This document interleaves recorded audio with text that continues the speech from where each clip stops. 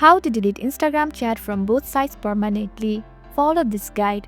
Initially open the Instagram app on a device and make sure you are logged into your account.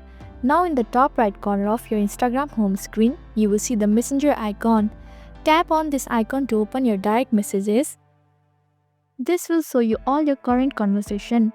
Look through your list of conversation and select the chat with the person whose message you wish to remove.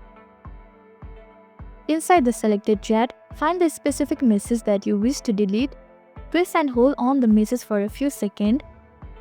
A menu with different options will appear. From the option that appear, click on the unsend button. This action will remove the message from the both sides. You can also delete the chat in another way with a small trick. Swipe up from the bottom of the chat screen to activate the vanish mode. When vanish mode is active, all the messages you sent in that conversation will automatically disappear once the chat is closed. Here, continue to send the message as usual. To stop using the vanish mode, swipe up again.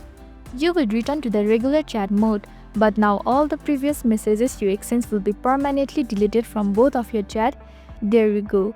Now you know how to delete Instagram chat from both sides permanently.